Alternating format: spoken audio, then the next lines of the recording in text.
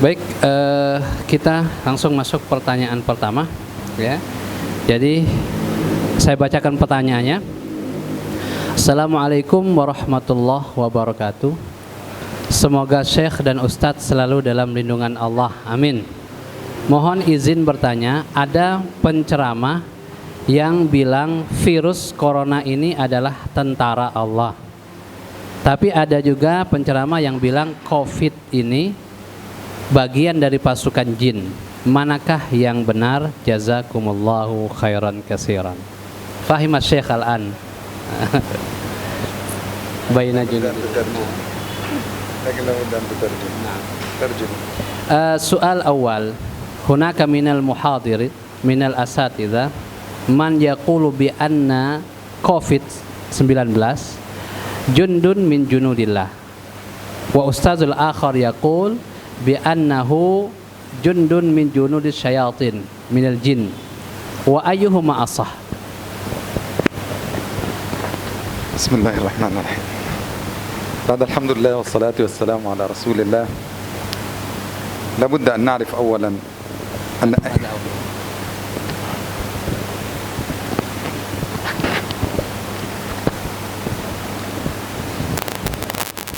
لابد أن نعرف أولا أن كل شيء يصيب الإنسان هو من عند الله سبحانه وتعالى. Pertama yang perlu kita pahami adalah segala sesuatu yang menimpa manusia itu datangnya dari Allah. حتى ولو كان هذا الأمر قد جاء فيه أنه من الشياطين أو من غير الشياطين إلا أن الله سبحانه وتعالى قد قال في كتابه الكريم وما هم بضارين به من أحد إلا بإذن الله. Bahkan kalaupun seandainya itu datangnya dari jin atau iblis, tetap itu atas izin Allah Subhanahu wa taala, sebagaimana di dalam Al-Qur'an tidak akan bisa membahayakan kecuali atas izin Allah. إذن أول قاعدة نتفق عليها قبل أن نتكلم عن كورونا هل هو ابتلاء أو بلاء وهل نزل هل هو من عند الله هل هو جند أو هكذا. نتفق أولا أن كل شيء يصيب الإنسان هو من عند الله سبحانه وتعالى. Hal yang terpenting sebelum kita membahas apakah corona ini bagian dari tentara Allah atau pasukan jin adalah kita harus sepakat semuanya bahwa ini datangnya dari Allah Subhanahu wa taala. لا يستطيع أحدا أن ينفذ على أحد شيئا أو يضره بشيء إلا بأمر الله. Tidak ada satu orang pun yang bisa membahayakan orang lain atau memberikan manfaat bagi orang lain kecuali atas izin Allah. قل اللهم مالك الملك. Maka katakanlah bahwa kerajaan Allah lah yang memiliki semuanya. تؤتي الملك من تشاء وتنزع الملك ممن تشاء. Yang mana Allah memberikan kekuasaan kepada siapa yang dikehendaki dan akan diambil dari siapa yang dia. وتعز من تشاء وتذل من تشاء. Dan memuliakan seseorang atau menghinakan seseorang. بيدك الخير إنك على كل شيء قدير. Sesungguhnya segala kebaikan itu hanya di tangan Allah Subhanahu wa taala. أما كورونا هذا فقد اختلف العلماء في تصنيفه. Adapun masalah corona ini ulama ada berbeda pendapat tentang mengkategorikannya. هل هو جند من جنود الله أم هو طعن وطاعون ووخز من أوخاز الشياطين. Apakah corona ini tentara dari tentara Allah atau bagian ta'an, ujian, penyakit, wabah yang Allah berikan? فمن عده بأنه من الطاعون قال واستدل بحديث النبي صلى الله عليه وسلم أن الطاعون وخذ أعدائكم من الجن. Adapun orang yang mengatakan bahwa corona ini bagian dari ta'un, penyakit ta'un, itu diambil dari sebuah hadis yang disampaikan Rasulullah bahwa corona ini, ta'un ini bagian dari tentara pasukan jin. والطاعون له أشكال مختلفة عند العلماء. Adapun penyakit ta'un, wabah penyakit ini di kalangan ulama dia mempunyai beragam macam. وقد جاء أنه مثل هو غدة كغدة البعير تنبت تحت إبط الإنسان، يعني شيء مثل الغدة هكذا يظهر، يعني مثل الدمل هكذا يظهر تحت إبط الإنسان. هذا نوع من الأنواع، وهذا يسمى الطاعون، يعني أصبح الآن مثل الكانسر هكذا. Ya. Kanker. Ya, seperti satu ya, ada benjolan seperti cancer, ya, kanker. Itu bagian dari bentuk ta'un yang Allah berikan.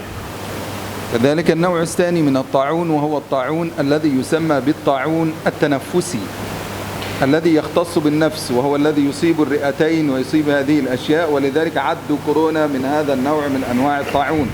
Dan yang kedua, macam dari ta'un, penyakit ta'un wabah itu adalah yang bersifat dan mengganggu pernapasan sampai kedua paru-paru kita ini akan terganggu. Nah, karena bagian yang kedua ini kemudian orang yang mengatakan bahwa dia bagian dari tentara iblis atau jin diambil dari makna yang kedua ini. كذلك النوع الثالث من أنواع الطاعون وهو الطاعون الذي يصيب الدم. Yang ketiga adalah ta'un yang menyerang darah. وهو الذي يسمى بتسمم الدم. Ya, yaitu bisa disebut dengan keracunan darah. فتجد الإنسان فجأة بدون أي مقدمات يظهر عنده بعض الأعراض فيبدأ يفحص الدم فيجب أن السم قد مشى في دمه كله فيموت. وهذا النوع من الطاعون حقيقة تحمله الفئران. Jadi ada orang yang tanpa sebab kemudian ketika diperiksa darahnya ternyata racun-racun itu sudah mengalir ke seluruh darahnya. Ini juga bagian dari ta'un dan biasanya datang dari tikus. وهذا يعني هذه ثلاثة أنواع من الطاعون. Dan inilah tiga macamnya dari bagian ta'un. فمن نظر إلى الكورونا هذا على أنه نوع من أنواع الطاعون قال بأنه من وخد أعدائكم من الجن. Maka orang yang mengatakan bahwa corona ini bagian dari ta'un, penyakit ta'un, wabah yang diberikan oleh Allah, maka diambil dari hadis tadi bahwa dia bagian dari tentara atau pasukannya jin. ومن نظر إلى أنه وباء أو بلاء من عند الله سبحانه وتعالى يعني نظر أنه وباء فقط يعني كمرض عادي ينزل بالناس نظر إلى أن هذا اختبار وامتحان من الله سبحانه وتعالى إلى خلقه. Adapun kalau orang yang berpendapat ini adalah bagian dari ujian untuk umat manusia ya dengan penyakit ini dan penyakit ini adalah penyakit biasa, maka ini bisa dikategorikan bahwa ujian dari Allah Subhanahu wa taala. وهؤلاء استدلوا بقول الله سبحانه وتعالى وما نرسل بالآيات إلا تخويفا. Tidaklah kami kirimkan tanda-tanda kebesaran Allah kecuali untuk menakuti. واستدلوا كذلك بأن الطاعون قد أصاب أصحاب رسول الله صلى الله عليه وسلم. Dan juga dalil yang berikutnya adalah di mana para sahabat pun ketika itu kena penyakit taun ini, wabah ini. وكان ذلك في طاعون عمواس. وكان طاعون عمواس في عهد عمر بن الخطاب رضي الله عنه. Ya. Ketika itu ya diuji dengan wabah penyakit kulit ya dan terjadi pada masa Umar bin Khattab. وقد ذكر أن في طاعون عمواس مات أكثر من 10,000 من صحابة رسول الله صلى الله عليه وسلم. Jadi ada virus khusus tidak hanya menyerang kulit yang menyebabkan banyak sekali pada waktu itu yang meninggal. فلو قلنا أنه بأخذ الأعداء من الجن أو أنه بالتسلط عليهم فكيف مع أصحاب رسول الله صلى الله عليه وسلم. Maka pertanyaannya kalau kita sampaikan atau kita katakan bahwa itu adalah bagian pasukan jin, bagaimana dengan para sahabat? Ya, tidak mungkin sahabat itu sampai kena seperti itu. كذلك أنه قد جاء عن رسول الله صلى الله عليه وسلم عن الطعن والطاعون فلما سألت عائشة رسول الله صلى الله عليه وسلم عن الطاعون قال رسول الله صلى الله عليه وسلم هو رحمة للمؤمن وعذاب للكافر. Begitupun hadis yang lain ketika Aisyah radhiyallahu anha bertanya kepada Rasulullah tentang ta'un, tentang wabah itu. Maka apa yang jawab Rasulullah? Jawab Rasulullah sallallahu alaihi wasallam, wabah itu adalah rahmat dari Allah bagi orang-orang yang beriman dan azab bagi orang-orang kafir. ولذلك أبو عبيدة بن الجراح لما أصابه الطاعون امتنع عن العلاج من هذا المرض أو امتنع أن يبتعد عن هذا المرض من أجل أنه رحمة من رحمة الله فقال كيف أمنع رحمة الله أن تنزل. Oleh karenanya Abdullah Ubaidillah bin Jarrah, ya Ubaidillah bin Jarrah, ketika beliau kena wabah ini, beliau tidak mau berobat, tidak mau meninggalkan daerah yang kena wabah itu. Kenapa? Karena berharap bahwa ini bagian rahmat yang Allah berikan kepada umat manusia pada waktu itu. طيب ما الذي نفهمه من هذا؟ نفهمه أن هناك خلاف بين العلماء. هل هو سنة من سنن الله أو أنه هو وخز من الأعداء؟ Maka sekarang perlu kita pahami, di kalangan ulama ada perbedaan pendapat masalah ini. Apakah dia termasuk ujian dari Allah atau memang dari pasukannya jin? فمن رأى أنه من الأعداء أو من الجن أو من وخز الجن فعليه أن يتحصن بالتحصينات التي ذكرها رسول الله صلى الله عليه وسلم. Maka bagi siapa yang berpendapat dan meyakini bahwa ini bagian pasukan jin, maka hendaknya dia membentengi dirinya dengan zikir-zikir yang telah Rasulullah SAW ajarkan. ومن هذه التحصينات أن يقول بسم الله الذي لا يضر مع اسمه شيء في الأرض ولا في السماء وهو السميع العليم. Pertama di antaranya doa, ya, Bismillahilladzi la yadurru ma'a ismihi syai'un fil ardi wala fis samai wa huwas sami'un alim. Doa yang pertama. يقولها حين يصبح وحين يمسي. Dilantunkan ketika pagi hari dan sore hari. 3 في الصباح و3 في المساء. 3 kali di pagi hari dan 3 kali di sore hari. فقد قال رسول الله صلى الله عليه وسلم من قالها لم تصبه فجأة بلاء. يعني خلاص لم يصيبه بلاء في هذا اليوم. Maka kata Rasulullah, siapa yang membacanya pada hari itu pagi dan sore, dia tidak akan terkena musibah bala. كذلك كان من دعائه صلى الله عليه وسلم اللهم إني أعوذ بك من البرص والجنون والجذام ومن سيء الأسقام. Begitupun doa yang lain yang diajarkan Rasulullah, Allahumma inni a'udzubika minal barasi wal jununi wal juzami wa min sayyi'il asqam. الأسقم وسيء الأسقام تشمل جميع الأمراض سواء كانت صغيرة أم كبيرة. Sayyi'ul asqam ini kalimat umum mencakup semua penyakit termasuk diantaranya wabah ini. فمن قالها لم يتسلط عليه مرض في هذا اليوم. Maka barang siapa yang melantunkan doa ini pada hari itu, dia tidak akan terkena penyakit itu. كذلك كان من دعائه صلى الله عليه وسلم أن يقول أعوذ بكلمات الله التامات من شر ما خلق. Begitupun doa yang lain yang Rasulullah ajarkan, a'udzu bikalimatillahi tammati min syarri ma khalaq. يقولها حين يصبح وحين يمسي. Begitu juga dilantunkan atau didoakan pagi dan sore. كذلك ما جاء عن عروة بن الزبير رضي الله عنه أنه قال. Begitu juga apa yang diriwayatkan oleh Urwah bin Zubair radhiyallahu anhu, beliau berkata, Kuntu amshi yawman fi turuqatil Madinah. Suatu hari beliau sedang berjalan di salah satu jalanan Madinah. Fasami'tu asy-syaitan, sami'tu jinnan yaqulu li akhihi. Maka beliau mendengar jin ketika itu berdialog dengan saudaranya. Irji' fala qibala laka bi Urwata wa la tastati'u an taf'ala ma'ahu syai'. Ketika itu jin itu mengatakan, udah balik sana karena kamu tidak akan mampu mengalahkan Urwah. Anta la tastati' an taf'al ma'a Urwata syai'. Kamu tidak akan mampu melakukan apa-apa terhadap Urwah. Limadha? Qala li'annahu qala amantu billahil 'azim. Kenapa tidak akan mampu jin ini mengganggunya? Karena dia telah mengatakan amantu billahil 'azim.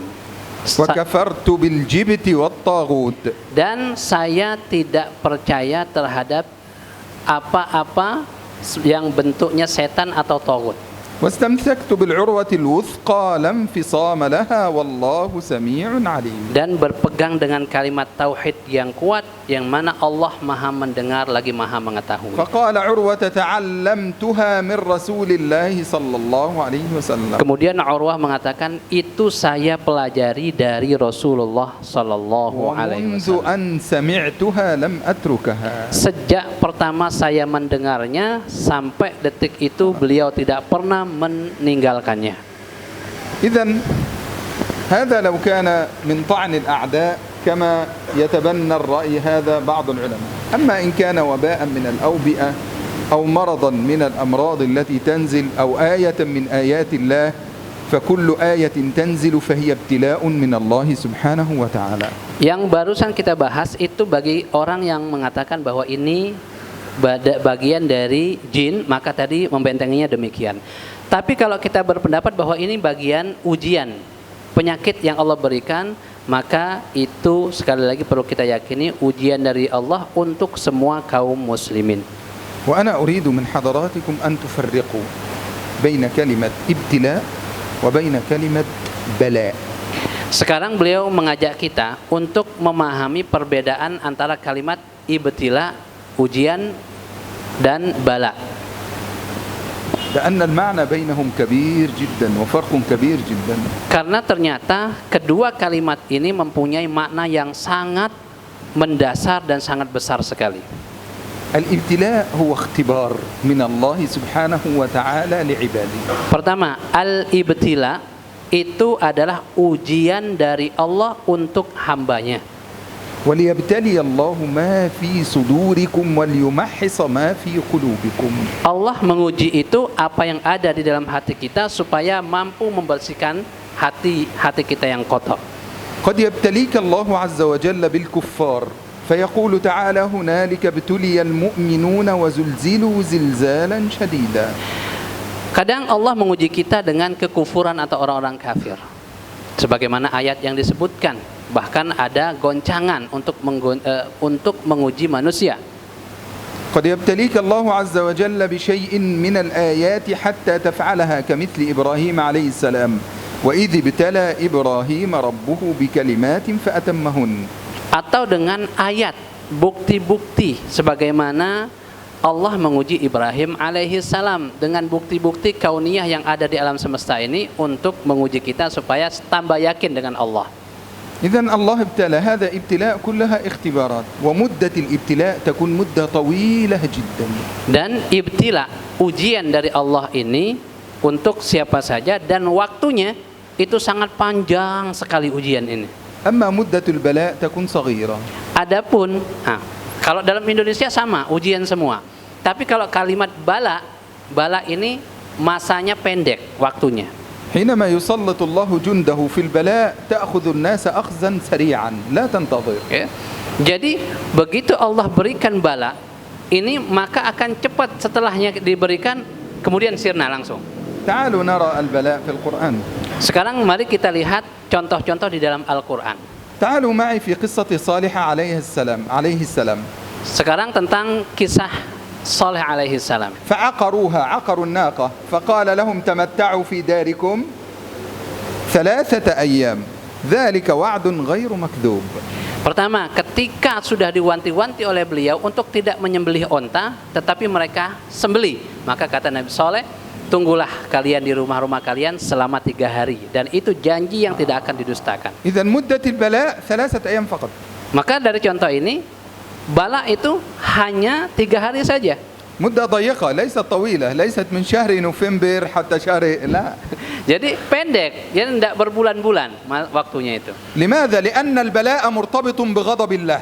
Kenapa? Karena bala itu terkait erat dengan murka Allah Subhanahu wa taala. وجند الله إذا تحرك لغضب الله تحرك في أقل من الثانية. Tentara-tentara Allah kalau bergerak atas perintah Allah dan atas murka Allah akan hancur semua yang dilalui karena kemurkaan Allah Subhanahu wa taala. تعالوا في قصة نوح عليه السلام حتى تنظروا إلى البلاء. Sekarang dalam kisah yang lain. انظروا معي إلى قصة نوح عليه السلام. حتى إذا جاء أمرنا فار التنور خرج الماء من وسط النار هكذا مرة واحدة.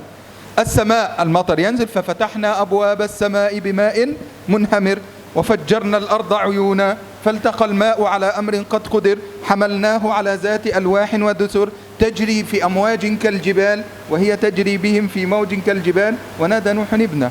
إذن كله في لحظة واحدة الماء من فوق ومن تحت وجبال وكل شيء.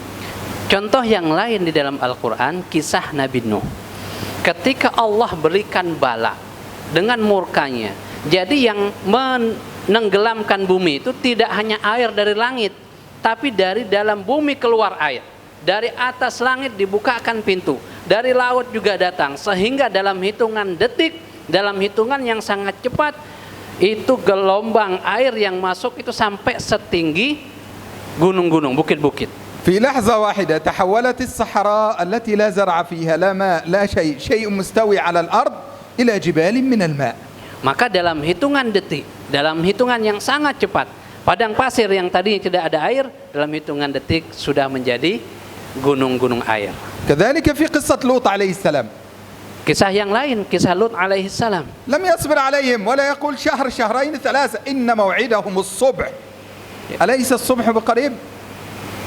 Jadi waktunya hanya sampai subuh diberikan waktu, tidak untuk sebulan 2 bulan, tidak. Maka disebutkan, bukankah waktu subuh itu waktunya qarib, dekat sekali. حتى إذا جاء أمرنا جعلنا عاليها سافلها خلاص. Sampai kemudian karena mereka tidak mau taat, bumi itu dibalik, yang atas jadi bawah, yang bawah jadi atas. في الابتلاء يترك الله للناس مجالا للتوبة والرحمة. Dalam masalah ibtila, bukan bala ya, ibtila, ujian ini Allah berikan peluang bagi orang yang diuji untuk bertaubat dan memperbaiki diri. لذلك وأنت حينما تصاب بالكورونا نسأل الله أن يعيذنا وإياكم. Amin ya Rabb. حينما تصاب بهذا المرض معك فرصة أن تتوب أن ترجع إلى الله Oleh karenanya ketika ada orang yang kena corona, dia ada masa nggak langsung mati. Ada waktu untuk bertaubat, kembali memperbaiki diri, kembali kepada Allah. قبل أن تصاب وأنت ترى الناس تصاب يمكن أن تقترب من الله وأن ترجع وأن تبتعد عن الذنوب. Ya. Atau sebelum kita diuji dengan corona, kita melihat orang yang sudah kena, kemudian kita kembali, kita sudah mulai mengurangi dosa-dosa kita, bahkan kita bertaubat. إذن وفي البلاء لا يترك الله عز وجل لهم مجالا للرحمة. Tetapi kalau sudah masalah bala, Allah sudah tidak memberikan waktu lagi untuk kasih sayangnya. لا يوجد وقت للرحمة. تعالوا ألم تر كيف فعل ربك بأصحاب الفيل. Maka lihatlah bahwa Allah itu kalau sudah memberikan bala, itu tidak akan memberikan waktu. Kisah pasukan gajah. أرسل عليهم طيرا أبابيل ترميهم بحجارة من سجيل مباشرة. Jadi diutuslah ya, burung-burung ababil dalam waktu yang hitungan detik, ya, hancur semua pasukan itu. فرعون في جوف البحر لا يوجد فرصة للتوبة ولا يوجد أي شيء. Firaun ketika bala itu datang, maka dalam hitungan yang sangat cepat tenggelam di dalam air, tidak ada waktu untuk kembali dan bertaubat. حتى أنه قد ثبت أن جبريل عليه السلام كان يجري ويسارع ويدس الطين في فم فرعون حتى يموت بسرعة. Sampai Jibril saya turun pada waktu itu. Untuk apa? Untuk memasukkan tanah ke dalam mulutnya Firaun biar cepat mati. وسبحان الله هذه الرواية صححها العلم الحديث. Dan riwayat ini yang mengatakan ini disahihkan, dibenarkan oleh riwayat-riwayat hadis. حينما أخذوا جثة فرعون من المتحف المصري وذهبوا إلى أوروبا لتحليل هذه الجثة وجدوا في هذا المكان طين موجود في هذا المكان. Jadi hadis maksudnya ilmu modern, bukan hadis ini ya. Jadi ketika itu dikeluarkan dan diperiksa lagi, ternyata memang ada bekas tanah di sini tenggorokan. الجثة ما زالت موجودة هناك لأن الله قال له نجعلك ومن خلفك آية يعني. Ya. Dan bukti itu masih ada, ya. Kita sebut bangkai saja, bangkai masih ada di sana. إن شاء الله من يزور هناك مصر إن شاء الله يعني سيجده موجود هناك إن شاء الله. Jadi زوروا. kalau kita ke Mesir insya Allah katanya bisa ngelihat itu. تعالوا نرى قارون أيضا قال الله عز وجل فخسفنا به وبداره الأرض. Ya. Qarun juga sama, diberikan bala oleh Allah, murka oleh Allah, dalam waktu hitungan yang sangat cepat ditenggelamkan semua dirinya dan hartanya. إذن هذا الذي يحدث أو الذي نحن فيه إنما هو رحمة من الله. Maka apa yang terjadi dan saat ini yang kita alami corona ini berarti rahmat dari Allah, waktunya panjang. لماذا يا إخوة؟ قبل أن نقول هذا نحن فصلنا آراء العلماء نقول لماذا هو رحمة من الله. قال ابن القيم إن الله إذا أراد أن يعذبك لم يدخلك الجنة. Allah Subhanahu wa taala, Ibnu Qayyim mengatakan, kalau idza arada an yu'adziba, نعم لم يدخلك الجنة. lam yudkhilaka jannah. Nah. Allah kalau ingin mengazab seseorang, maka tidak akan memasukkan orang tersebut ke dalam surga. كيف؟ لأن البلاء غضب من الله يغضب عليك ويدخلك الجنة. Kenapa? Karena bala tadi kita paham itu murkanya Allah. Orang yang dimurkai kira-kira masuk surga enggak? لا يمكن. هو يرحمك حتى يدخلك الجنة. Beda dengan kalau rahmat. Kalau rahmat itu namanya kasih sayang. Setelah kita kena ujian dengan rahmat itu masuk surga. فيبتليك بالمرض فتتألم. Kita diuji dengan penyakit kemudian kita merasa sakit. فيخفف عنك الذنوب. Maka Allah ringankan, dosa-dosa kecil dihapuskan. ثم تموت مطعونا والمطعون شهيد. Kemudian meninggal karena ta'an ini, karena penyakit ini, dan meninggal karena penyakit wabah ini mendapatkan pahala syahid. فقد جاء في حديث النبي صلى الله عليه وسلم الشهداء 5. Di mana hadis Rasulullah SAW jelas sekali mengatakan bahwa orang yang mendapatkan pahala syahid itu ada 5. المطعون Orang yang meninggal karena ta'an, والمبطون orang yang sakit perut, والغريق orang yang tenggelam, والحريق orang yang terbakar, وصاحب الهدم الذي يقع عليه البناء. atau orang yang terkena bangunan. ويوجد شهداء آخرين Dan ada lagi orang yang mendapatkan pahala syahid. كمثل المرأة التي تموت بجمع، وجمع هذا مقصود به قيل الحيض قيل الحمل وقيل الولادة النفاس. Ada yang pertama adalah wanita yang ketika wafat saat melahirkan. Ada yang yang mengatakan saat hamil. المهم يعني حينما ننظر إلى هذه الأشياء هل تظن أن الله عز وجل يجعلك تموت شهيد حتى يدخلك النار؟ Maka yang perlu kita pahami adalah kita jelas kalau meninggal karena ini kita mendapatkan pahala syahid. Ketika kita meninggal dapat pahala syahid, masuk akal enggak Allah akan memasukkan kita ke dalam neraka? ولكن الله إذا رأى عباده يا الله يقول ابن القيم إن الله يغار على عباده إذا رآهم يبتعد عنه. Kata Ibnu Qayyim bahwasanya Allah itu sangat cemburu terhadap hambanya kalau hamba-hambanya itu sudah mulai menjauhi Allah. فإذا رآهم ابتعدوا عنه فأرسل إليهم آية تقربهم إليه. Maka ketika sudah melihat itu hamba-hambanya sudah mulai menjauh, Allah akan berikan bukti-bukti, ayat-ayat, ujian supaya apa? Supaya dekat kembali kepada Allah. فإذا فروا مما كانوا يفرون إليه ورجعوا إلى الله عز وجل رفع عنهم ما أنزل عليهم. Maka ketika mereka kemudian semakin dekat dengan Allah dan meninggalkan apa yang sebelumnya, karena kedekatan ini lalu Allah akan angkat apa yang sedang menimpa mereka saat itu. كنا في لحظة من اللحظات ننسب كل شيء إلى العلم إلى العلم إلى العلم إلى العلم. Saya tadi semuanya kita bahas dari sisi keilmuan semuanya. ولكن جاءت لحظة لابد أن نرجع إلى الله سبحانه وتعالى. Tapi jangan lupa, jangan hanya ke ilmu terus. Kita juga harus mengembalikan semuanya kepada Allah Subhanahu wa taala. ونعرف أننا أمام علم الله سبحانه وتعالى أو أمام أي شيء من أمور الله سبحانه وتعالى فإننا عجزة. Dan kita dihadapkan dengan ilmunya Allah, kudratnya Allah, kita adalah orang yang tidak bisa apa-apa. فكلما ظن الإنسان أن له قدرة وعنده علم أرسل الله عز وجل له شيئا يظهر له ضعفه. Siapapun yang merasa dia sudah mempunyai ilmu, sudah mampu untuk melakukan sendirinya, maka Allah akan berikan sesuatu padanya untuk mengingatkan bahwa dia itu tidak mampu berbuat apa-apa kecuali atas izin Allah. في لحظة كان الله يتكلم عن قارون فيقول ما إن مفاتحه لتنوء بالعصبة أولي القوة. Pernah di dalam Al-Quran disebutkan tentang Qarun, ya, sombongnya, ya, bahkan mengatakan bahwa itu usahanya sendiri. وكان يظن قارون أنه معه شيء لا يملكه أحد من العالم. Jadi dia merasa bahwa dialah orang yang paling kaya yang orang lain tidak ada memiliki harta sebanyak dia. لأنه كان لا يعرف أنه سيأتي يوم من الأيام ممكن أن نفتح هذا الباب بالكرت فقط يعني ليس لا يحتاج إلى رجل كبير ولا يحتاج إنسان ضعيف ما هكذا خلاص بالكرت يفتح. Karena dia tidak mengerti dan tidak paham bahwa suatu saat nanti membuka pintu itu sudah tidak perlu pintu dan tidak perlu orang besar sehingga membuka pintu gerbang. Cukup dengan kartu tempel, masukkan, selesai, terbuka pintu. لو كان قارون يعرف هذا ما أتعب 40 رجلا في حمل مفاتيحه. Kalau seandainya Qarun mengerti tentang masalah ini, maka dia tidak perlu capek-capek menggaji 40 orang untuk membawa kunci-kunci hartanya itu. وما صنع مفتاحا كبيرا وظن أنه عالما أو هكذا. Dan tidak akan pernah dia berpikir untuk membuat kunci-kunci besar sebesar itu untuk menjaga dan mengamankan hartanya. آخر علمهم كان والخيل والبغال والحمير لتركبوها وزينة. Ya.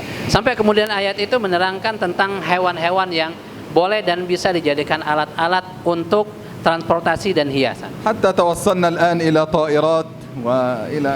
Sampai kemudian kita sampai pada saat ini bagaimana perkembangan transportasi sampai pesawat dan yang lainnya sudah ada فبدأنا semua. ننسب كل شيء إلى العلم وننسى الله سبحانه وتعالى. Sehingga apa? Sehingga saat ini kita semuanya selalu berbicara tentang ilmu dan kita lupa untuk mengembalikan bahwa semuanya adalah atas izin dan kehendak Allah. في النهاية لا يرتفع البلاء إلا بالدين.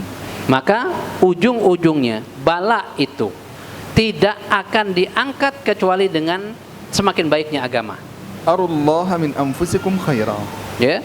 Dan maka perbaikilah, berdoalah supaya Allah selalu memberikan kebaikan kepada diri kita. إذا رأى الله منا خيرا تفضل علينا بالخير. Kalau Allah melihat dalam diri kita apa yang kita lakukan kebaikan, maka Allah akan berikan kebaikan. ولكن كلنا متعلقون بالدواء بالتحصين باللقاح بكذا. إذا ظللنا متعلقين بهذه الأسباب الأرضية فستظل فترة الابتلاء ستطول. Tapi sayang, kita saat ini lebih lebih bergantung pada obat-obatan, tidak menggantungkan apa yang kita alami saat ini kepada pemilik dunia ini, sehingga akan semakin lamalah ujian ini. إذن لابد أن تتعلق القلوب بالسماء. Maka hati kita ini harus ada ikatan kuat dengan langit. ولذلك يقول دعوا الله مخلصين له الدين. Oleh karenanya disebutkan orang yang berdoa dengan ikhlas itu maka agamanya akan baik. فإن حدث هذا سيرتفع البلاء. وإن كان أستاذ قال بأنه وخز من الأعداء أو واحد قال أنه ابتلاء فالاثنين كلامهم صحيح والرأيين موجودين عند العلماء. Maka kalau itu mampu kita lakukan, insya Allah bala ujian ini, ibtila ujian ini tidak akan lama. Dan kalau ada dua pendapat yang mengatakan tentara dari tentara Allah, satu lagi bahwa pasukan jin, kedua-duanya benar. Tadi sudah dijelaskan oleh beliau, semua ada landasan hukumnya. Cukup jelas ya? Alhamdulillah. Masya Allah.